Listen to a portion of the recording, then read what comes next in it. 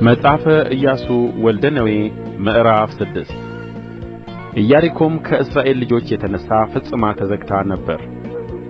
ወደ እርስዋ የሚገባ ከእርስዋም የሚወጣ ማንም አልነበረም።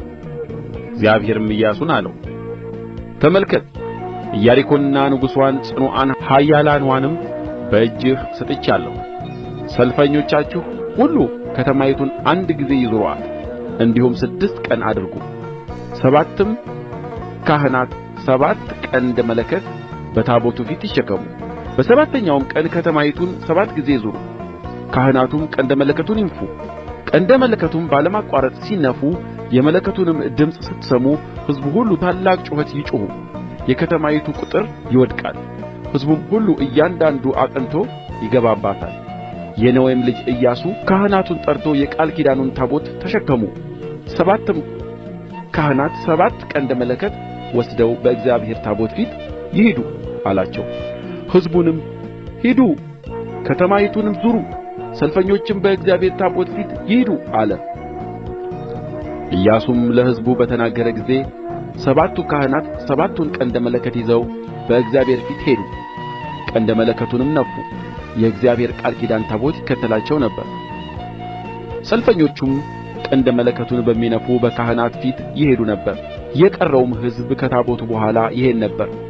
ካህናቱም እየሄዱ ቀንደ መለከቱን ይነፉ ነበር። ኢያሱም ሕዝቡን እኔ ጩኹ እስከምልበት ቀን ድረስ አትጩኹ፣ ድምፃችሁንም አታንሡ፣ ከአፋችሁም አንድ ቃል አይውጣ፣ በዚያን ጊዜ ትጮኻላችሁ ብሎ አዘዛቸው። እንዲሁ የእግዚአብሔርን ታቦት አንድ ጊዜ ከተማይቱን አዞረው። እነርሱም ወደ ሰፈሩ ተመልሰው አደሩ። ኢያሱም ማለዳ ተነሣ፣ ካህናቱም የእግዚአብሔርን ታቦት ተሸከሙ።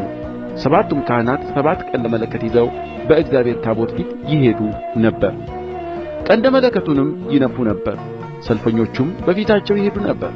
የቀሩትም ሕዝብ ከእግዚአብሔር ታቦት በኋላ ይመጡ ነበር። ካህናቱም እየሄዱ ቀንደ መለከቱን ይነፉ ነበር። በሁለተኛውም ቀን ከተማይቱን አንድ ጊዜ ዞረው ወደ ሰፈር ተመልሰው 6 ቀን እንዲሁ አደረጉ።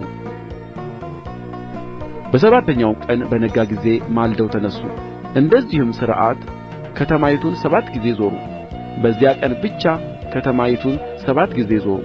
በሰባተኛውም ጊዜ ካህናቱ ቀንደ መለከቱን ሲነፉ ኢያሱ ሕዝቡን አለ፣ እግዚአብሔር ከተማይቱን ሰጥቶአችኋልና ጩኹ። ከተማይቱም በእርስዋም ያለው ሁሉ ለእግዚአብሔር እርም ይሆናሉ።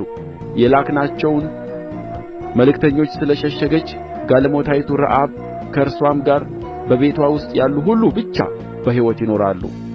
እናንተ ግን እርም ካደረጋችሁት በኋላ እርም ከሆነው ነገር ራሳችሁን ጠብቁ።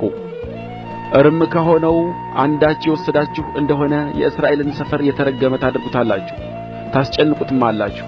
ነገር ግን ብርና ወርቅ ሁሉ የናስና የብረትም ዕቃ ለእግዚአብሔር የተቀደሰ ይሁን፣ ወደ እግዚአብሔርም ግምጃ ቤት ይግባ። ሕዝቡም ጮኹ፣ ካህናቱም ቀንደ መለከቱን ነፉ። ሕዝቡም የቀንደ መለከቱን ድምፅ በሰሙ ጊዜ ታላቅ ጩኸት ጮኹ፣ ቅጥሩም ወደቀ። ሕዝቡም ሁሉ እያንዳንዱ አቅንቶ ወደ ፊቱ ወደ ከተማይቱ ወጣ። ከተማይቱንም ወሰዱ።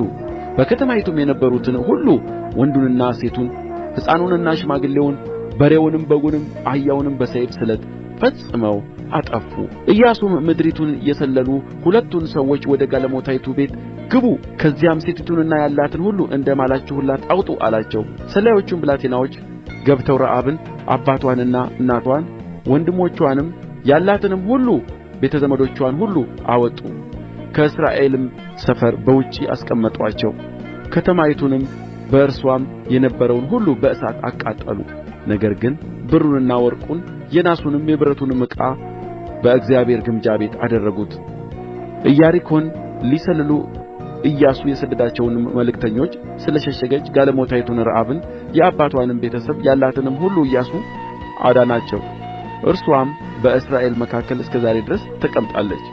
በዚያን ጊዜም ኢያሱ ይህችን ከተማ ኢያሪኮን ለመሥራት የሚነሣ ሰው በእግዚአብሔር ፊት ርጉም ይሁን፣ መሠረትዋንም ሲጀምር በኵር ልጁ ይጥፋ፣ በርዋንም ሲያቆም ታናሹ ልጁ ይጥፋ ብሎ ማለ።